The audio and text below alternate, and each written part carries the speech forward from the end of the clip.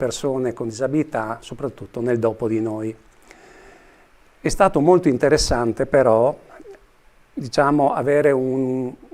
feeling, un'interazione positiva col mondo Caritas, perché questo ci ha permesso così di ragionare insieme sull'abitare, e attorno a questi ragionamenti siamo riusciti nel tempo a costruire un tavolo di lavoro con un po' tutte le associazioni delle fragilità del Vittoriese. Il tema era l'abitare, ma anche ovviamente l'inclusione, il lavoro, diciamo, tutte le situazioni utili ai progetti di vita delle persone. E così c'è stato anche un percorso di formazione, ci sono stati approfondimenti, abbiamo fatto anche un seminario, e fino ad arrivare anche a un protocollo d'intesa su questi temi, tema dell'abitare inclusivo, collaborativo, e poi insomma che ha sfociato sulla costituzione del progetto Fondazione Limen. Diciamo che una delle spinte anche importanti è stato anche il progetto PNRR, che appunto diciamo, ci ha visti protagonisti insomma, in palestre dell'abitare, nella palazzina di Via Galilei, dove peraltro c'è una palestra dell'abitare anche gestita da Anfas in collaborazione con Terra Fertile, e per cui c'è stato un percorso partecipato con i familiari e con rappresentanti delle fragilità, che ci ha spinti insomma a realizzare questa fondazione, una fondazione che diciamo è aperta a tutte le fragilità, ha l'obiettivo di creare sinergia tra le fragilità, per cui sia nell'ambito così dell'aiuto reciproco, ecco, insomma. Bene, tante parole chiave interessanti: sinergia, collaborazione, cammino insieme. Abbiamo visto anche nello sfondo, mentre parlavi Massimo, le foto dell'11 giugno scorso, quando davanti allo studio del notaio Vittorio Veneto è stato firmato l'atto costitutivo di questa nuova fondazione. Renata, dal tuo punto di vista, anche del percorso che è stato fatto insieme con Terra Fertile e poi con la rete welfare di comunità in questi ultimi anni, che cosa rappresenta oggi Fondazione Limen? Beh, come Anfas chiaramente siamo associazione di famiglie di persone con disabilità intellettiva, e quindi chiaramente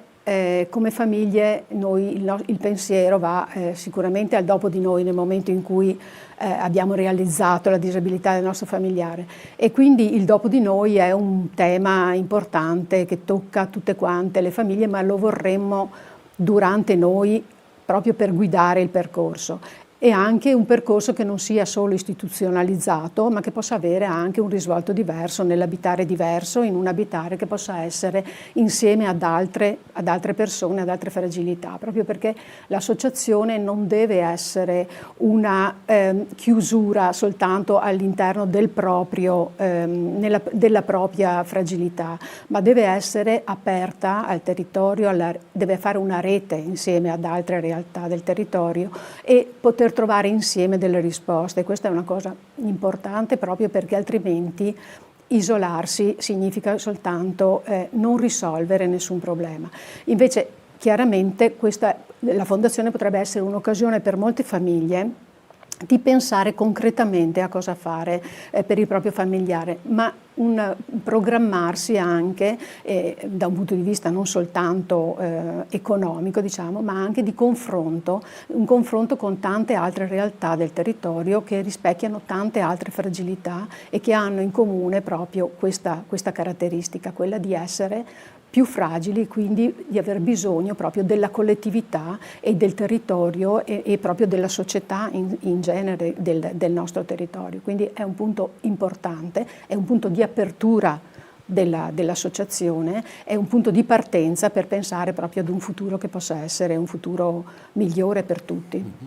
Hai sottolineato bene questa dimensione della rete, del lavoro d'insieme. anche del mettere insieme le fragilità, il che non è una cosa scontata, e forse diciamo, il punto di favore, il fiore all'occhiello di questa nuova fondazione che è nata è proprio perché ha avuto nel suo passato recente e anche nel suo presente, immaginiamo anche nel suo futuro, proprio quest'ottica di rete, di collaborazione che è stata il suo punto di forza. La debolezza, la fragilità, la disabilità infatti non sono necessariamente e soltanto un limite, ma possono essere proprio quell'occasione che spinge a fare anche un salto di qualità, ciò che non faremo mai se non avessimo la percezione di questo limite. Invece il limite ci mette di fronte anche alla possibilità di fare un salto in più, e questo salto in più, l'abbiamo riconosciuto, è nella dimensione comunitaria. Lanciamo allora la palla a Massimo nuovamente. In che modo Terra Fertile ha così intercettato, ecco, l'utilità di questo progetto? Cosa vi ha mossi in questi anni a sentire come cooperativa di dover impegnarvi, mettervi in gioco dentro questo tema? Quali sono i valori che ritenete importanti? La nostra cooperativa è una cooperativa territoriale, radicata, che ha fatto una scelta ben precisa. La sua politica è quella di creare progetti a favore della comunità. In questo senso il welfare di comunità di rete, quello che abbiamo creato in questi anni assieme ai partner, è proprio il nostro obiettivo, per cui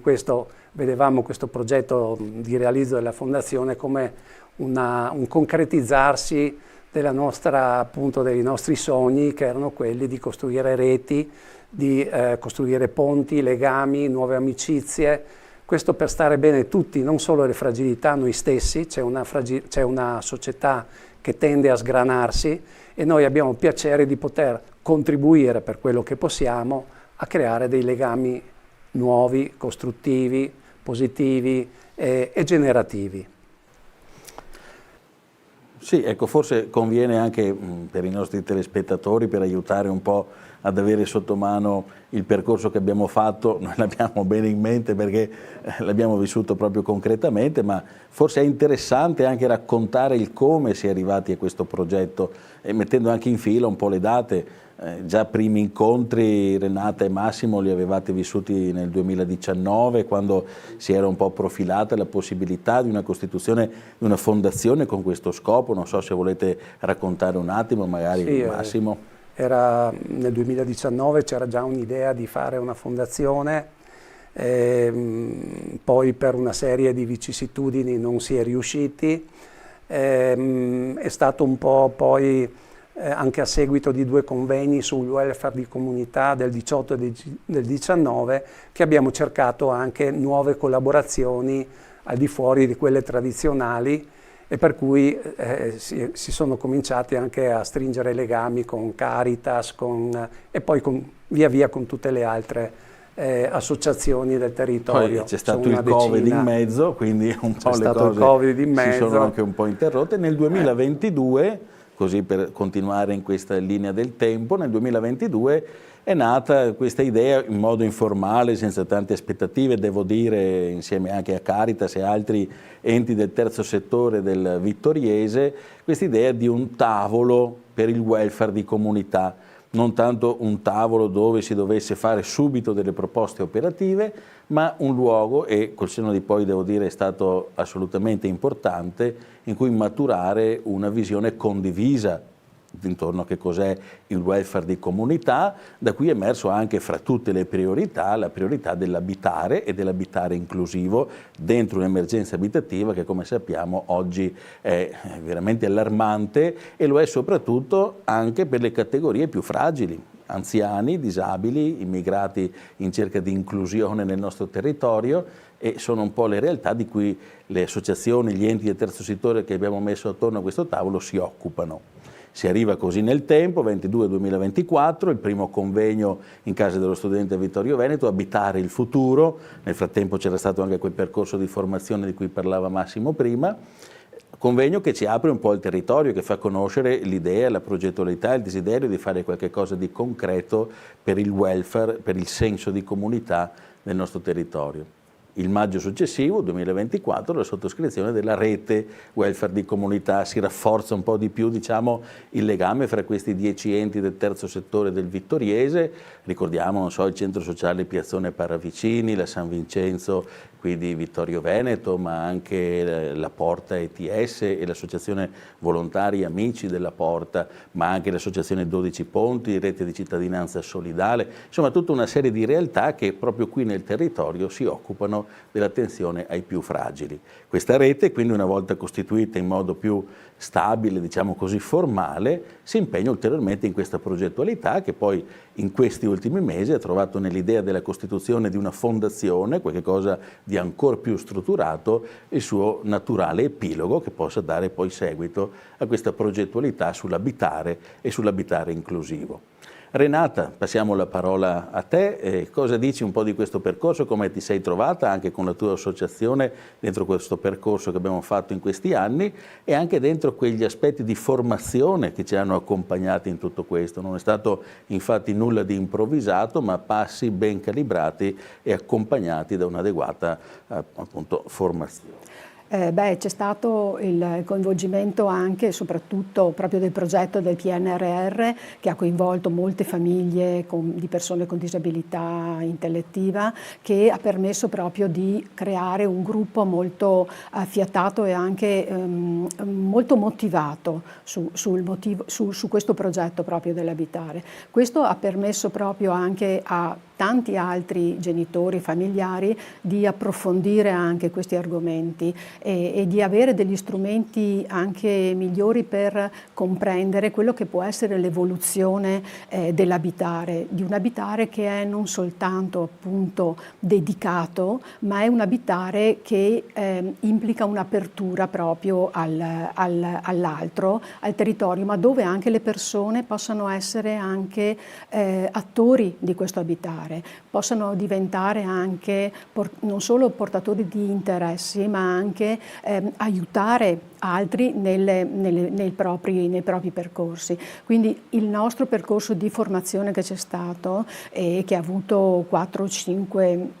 incontri che dovremo ancora concludere nei prossimi mesi, serve proprio per poter far vedere, far capire a tutti quanti i partecipanti quelli che sono le varie sfaccettature del problema, in questo caso dell'abitare, e che quindi coinvolge tutte quante quelle che sono le realtà sociali e le realtà del territorio, anche le realtà produttive del territorio, che hanno permesso proprio di dare un ampio respiro anche a questa visione. Quindi c'è stato anche un coinvolgimento non soltanto come associazioni, ma anche proprio come realtà del territorio, produttive proprio. E tu personalmente hai apprezzato questo percorso? Cosa ti ha lasciato? Sì, direi di sì, direi che è stato arricchente, primo perché ci si trova a confrontarsi con delle altre realtà e quindi non ci si limita soltanto alla visione singola dei nostri piccoli problemi, che magari sono anche grandi in molte situazioni, ma proprio perché si capisce che soltanto lavorando insieme ad altri e quindi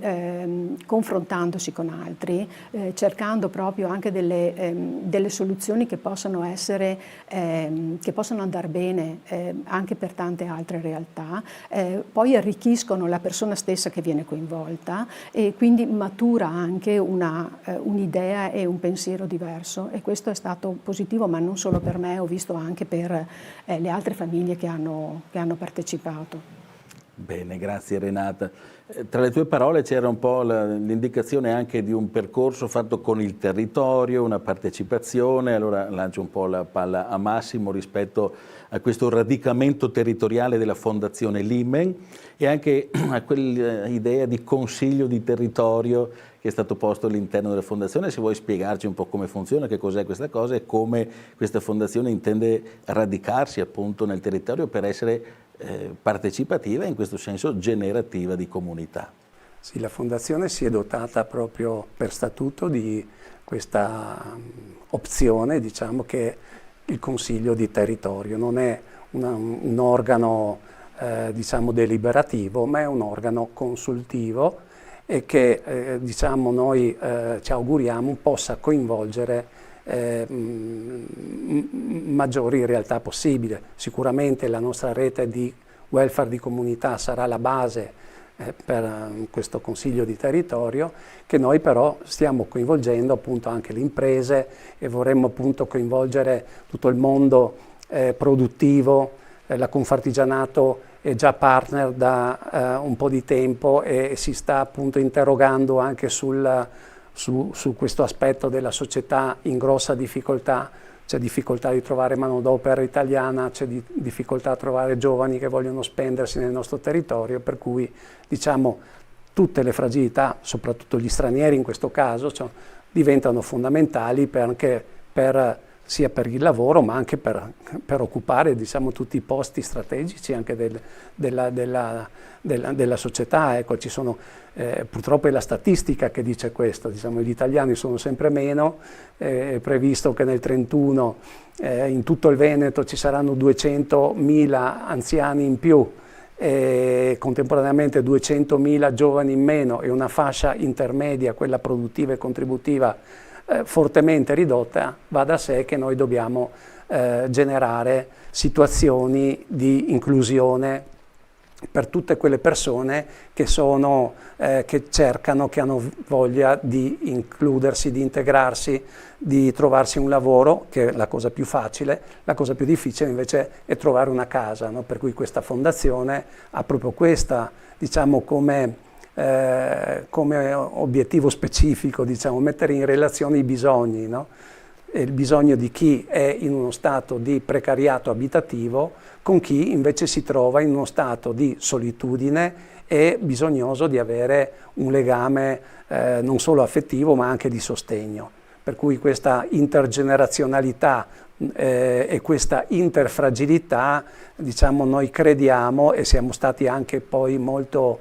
sostenuti con questa idea da gente esperta, tipo il direttore dell'Isra di Treviso, ma anche altre realtà che abbiamo visitato in Lombardia, ecco, ci hanno tutti spinto ad andare avanti con questo obiettivo, pensando anche il fatto che veramente noi siamo una società vecchia, diciamo, dove ci sono molte persone anziane che vivono in case sovradimensionate e sono sole e che hanno bisogno, diciamo, particolarmente di amicizia, ma anche di sostegno. Mentre appunto c'è una fascia sempre più ampia di persone che arrivano nel nostro territorio, che magari riescono in qualche maniera a lavorare, ma che non trovano casa. Il problema della casa è un problema grosso e delle volte appunto c'è la necessità appunto di costruire una politica, insomma, ecco, che non alternativa, ma diciamo complementare a quella della residenzialità pubblica, insomma. Bene, quindi il co-housing potrebbe essere una delle modalità in cui vivere quella intergenerazionalità e interfragilità. Mi è piaciuto molto questo insieme di parole che indicano un po' anche il senso di questo welfare di comunità, mettere in dialogo, in contatto generazioni diverse, fragilità diverse e aggiungiamo anche potenzialità diverse, perché la bellezza di questo mettere insieme è proprio cogliere le potenzialità che ciascuno può dare in questo. Domanda retorica, perché so già la risposta, ma Massimo diciamolo anche ai nostri telespettatori, questo consiglio di territorio potrà essere il luogo dove anche la rete welfare di comunità con quegli enti del terzo settore del territorio può trovare ora modo di esprimersi in modo più pieno, più anche capace di creare progettualità, insieme anche a AIDSAM e Psiche 2000 che per quanto riguarda la salute mentale si sono successivamente uniti alla nostra rete welfare, ma non è soltanto questo il soggetto protagonista del territorio, non sono soltanto questi enti del terzo settore che hanno già fatto un cammino insieme, può essere anche aperta, no, questa cosa? Assolutamente, no, è aperta a tutti i cittadini che sentono il problema di un domani rimanere soli e non saper bene come cavarsela, ecco, comunque che hanno paura di affrontare in solitudine la terza età. Ed è aperto anche alle imprese, perché diciamo se la società si sgrana è un problema che non riguarda solo il sociale, ma riguarda tutto il sistema, per cui anche il sistema produttivo, la società nel suo insieme, per cui noi veramente invitiamo tutti a quelli che sentono il problema del futuro come un dubbio che non sanno ancora come sciogliere, di avvicinarsi alla Fondazione, di far parte di questo consiglio. Non è niente di impegnativo se non appunto quello di partecipare agli incontri. Credo che la Fondazione, l'abbiamo detto più volte, insomma, continuerà periodicamente a fare incontri formativi partecipati, aperti a tutta la popolazione, perché bisogna anche un po', c'è la necessità di creare una nuova cultura riguardo il co-housing, ma anche un nuovo modo di stare insieme nella comunità, ecco, insomma. Allora Renata, abbiamo parlato con Massimo di abitare il territorio, di coinvolgimento degli enti del terzo settore, del mondo dell'impresa e quindi anche tutto il mondo produttivo economico come anche soggetto che si interessa attivamente alla costruzione della comunità. Mancherebbe un po' uno sguardo agli enti pubblici, quindi al mondo delle istituzioni, anche l'idea di una coprogrammazione, una coprogettazione come modalità attraverso cui questa Fondazione Limen intende mettersi in alleanza. Prima si parlava di complementarietà rispetto all'ente pubblico. Cosa ci dici rispetto a questo? Beh, certamente la riforma del terzo settore ha messo come cardine importante nelle programmazioni e nelle elaborazioni di progetti quelli della coprogettazione, che poi viene successivo alla coprogrammazione. E in pratica da questo punto di vista è fondamentale l'ingresso anche delle istituzioni politiche e pubbliche,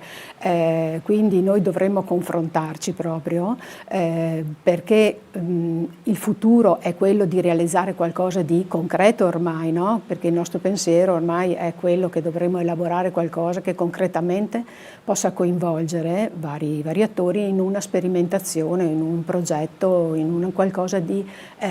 come diceva Don Andrea, di co-housing del territorio, dove fondamentale dovrà essere proprio il richiamo anche ai servizi che sono la parte della pubblica amministrazione, come le amministrazioni comunali, quindi la parte anche politica, ma anche i servizi per la disabilità, piuttosto che per la salute mentale, piuttosto che per la non autosufficienza. Quindi chiaramente questi dovranno essere dei componenti, degli attori importanti in un progetto di sviluppo futuro, e non possiamo fare a meno di loro, perché sono un pilastro importante proprio anche nella realizzazione.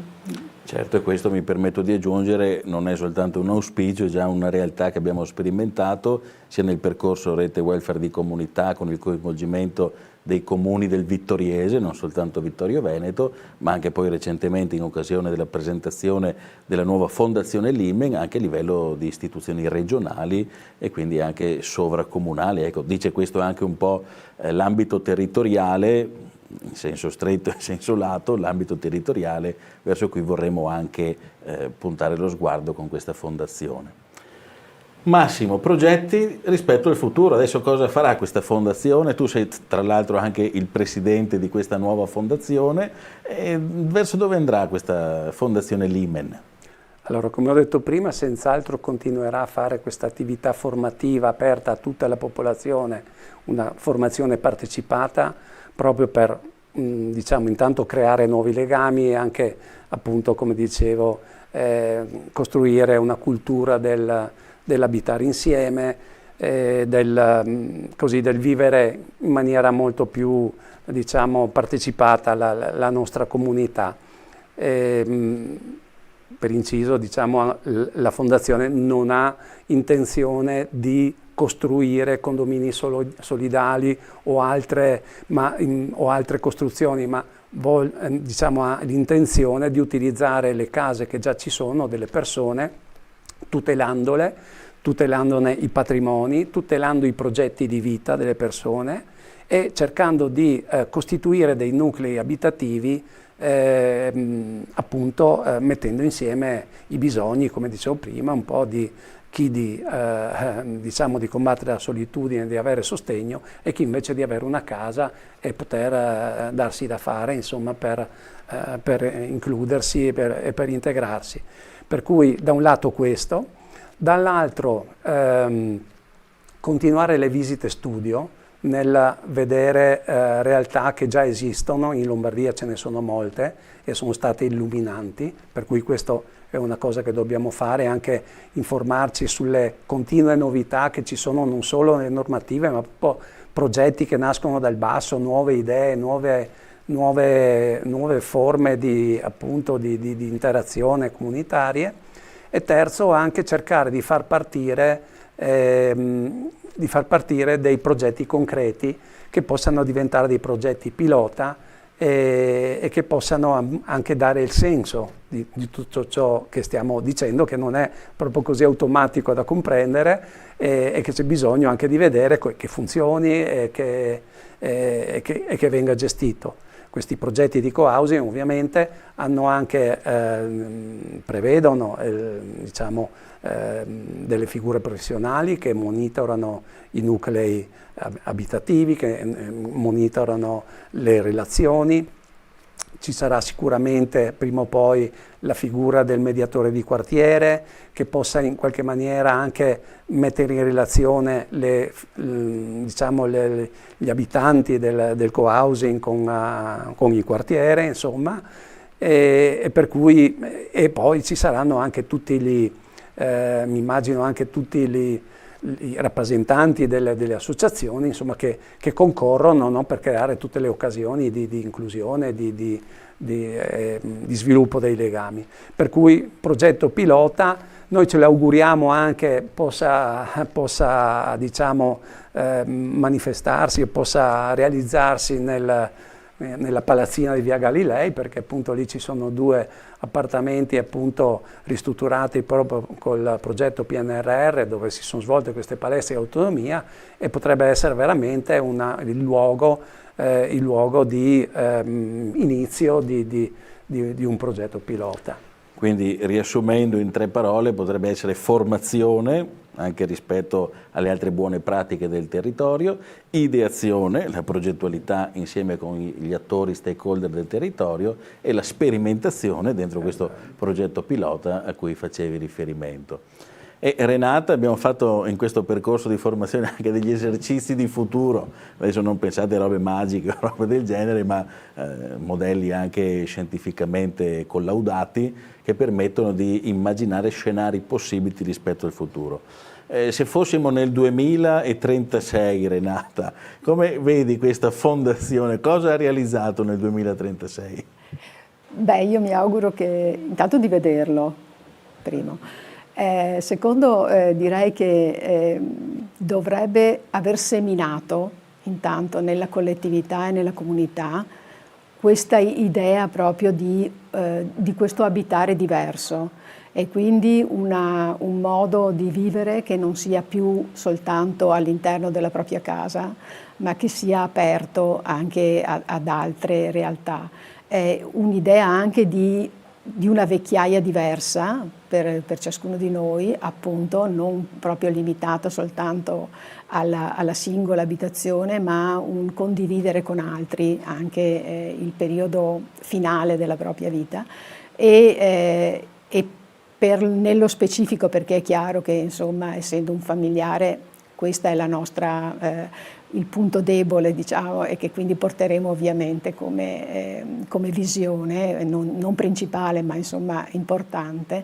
è quella proprio di poter dare delle risposte alle famiglie, ma soprattutto alle persone con disabilità, di un vivere che sia un vivere, il vivere che loro vogliono, ecco, e soddisfare i loro desideri all'interno proprio di un contesto sociale che sia arricchente e che li sostenga, ma che loro possono anche sostenere, e che quindi possano contribuire anche loro stessi per quello che possono fare. Quindi la visione è solo positiva al momento, perché noi abbiamo tante speranze. E poi dopo bisogna che però tutti quanti riescano a partecipare a questo, e che quindi diventi un qualcosa che nasce da tanti impegni, ecco, per cui ci vogliono, perché non siamo dei servizi, noi non forniamo un servizio, faremo soltanto delle proposte, delle ipotesi, ma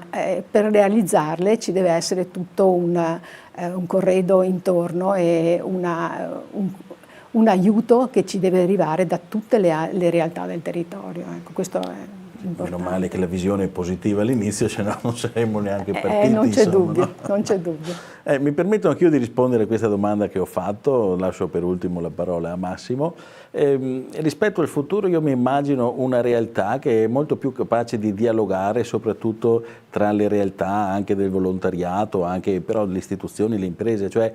senza perdere l'identità di nessuno, perché ogni realtà ha la propria identità, la propria storia, il proprio obiettivo, il proprio carisma, senza perdere l'identità di nessuno, però riuscire a assumere il punto di vista di tutti, in modo che i progetti che verranno realizzati non sono i progetti a favore dell'uno, a favore dell'altro, quasi ragionassimo su un piano comune, ma diciamo verso una prospettiva comune, quindi su un'altra direzione, dove tutti possono riconoscere la propria identità, ma dove il progetto è di tutti e di nessuno, perché tutti insieme hanno costruito qualcosa che è utile e bello per tutti. Non so Massimo se vuoi aggiungere. Avete detto molto, comunque diciamo anch'io dal mio punto di vista, io mi auguro e spero che appunto diciamo, cambi un po' la mentalità, ecco, ci apriamo un po' a questo nuovo concetto così dell'essere diciamo reciproci, ecco, con tutte le realtà, con gli altri. Insomma, mi auguro che la comunità, al posto appunto di rimanere separata nei vari settori, nelle varie così ambiti, insomma, possa veramente rendersi coesa e noi stessi, perché questo è un problema, diciamo, quello dell'abitare, che investe un po' tutti, no? Non siamo qui a parlare solo di fragilità, tutti noi siamo destinati alla fragilità e di conseguenza è proprio una speranza anche di tipo personale quella di poter così aiutare ed essere aiutato nel momento del bisogno, una cosa anche banale ma insomma però molto importante, che oggi non è più banale, bisogna ribadirlo e lavorare per fare in modo che ciò avvenga. Bene, siamo ormai alle battute conclusive della nostra trasmissione, facciamo il punto. Grazie anche ai nostri ospiti che sono qui con noi questa sera. Sappiate che negli studi della Tenda TV non c'è l'aria condizionata, quindi siamo ulteriormente eroici. Guardo Federico qui in regia che mi dice se qualcuno vuole finanziare l'acquisto di un impianto di aria condizionata è sempre ben disposto ad accoglierlo. Ecco, soltanto così una battuta finale. Immagino che chi ci ha ascoltato questa sera possa avere idee diverse. C'è chi magari ha seguito in questi mesi e in questi anni l'evoluzione della rete welfare, della nascita della fondazione e che quindi abbia già un'immagine e un concetto diciamo completo di quella che è la progettualità, il senso, la prospettiva di questa nuova fondazione. Ci sarà anche chi ci ha ascoltati per la prima volta mentre esponevamo questo progetto, forse chi ci ha ascoltato per la prima volta ha un po' di confusione perché non è una cosa che dici fa questo servizio ed è questo, ma è una cosa molto più complessa e proprio perché è complessa non è semplicemente un'iniziativa, ma è un processo che vuole iniziare, quindi ci sarà modo sicuramente nei mesi e negli anni a venire di cogliere il senso di questa fondazione che vuole essere un catalizzatore, un aiuto a costruire una comunità più coesa dove si possa fare il bene di tutti, soprattutto di chi è più fragile e di chi è più ai margini. Una battuta, un augurio, uno slogan finale, se vogliamo concludere un po' con un invito ai nostri telespettatori, partiamo da Renata. Intanto di approfondire, se volete, la nostra conoscenza e fatelo magari nelle prossime realizzazioni di incontri pubblici e anche appunto in questa nuova forma di partecipazione che abbiamo messo all'interno della Fondazione come statuto, perché c'è bisogno di tutti. Massimo? Mi associo anch'io e invito tutti gli interessati a partecipare, chiedendo informazioni a Terra Fertile, ANFAS e Caritas. Ancora non abbiamo i contatti ufficiali della Fondazione, ma è possibile prendere informazioni anche per la formazione partecipata, che vi assicuro è molto interessante, e male che vada uno comunque torna a casa più ricco di prima. Bene, se passate in casa dello studente qui a Vittorio Veneto, dove la Fondazione ha sede, potete buttare dentro un occhio e chiedere anche lì se ci sono incontri formativi e partecipativi nei prossimi giorni. Grazie a tutti per l'attenzione, grazie ancora ai nostri ospiti, Massimo, Renata, a tutti coloro che hanno reso possibile la realizzazione di questa fondazione nel cammino che è stato a monte, ma anche e soprattutto coloro che si accompagneranno con noi in questa avventura iniziata l'11 giugno, che adesso entra nel suo vivo. Grazie quindi, e anche a voi che ci avete seguito, perché certamente anche in questo non mancherete di fare la vostra parte. Buona serata a tutti.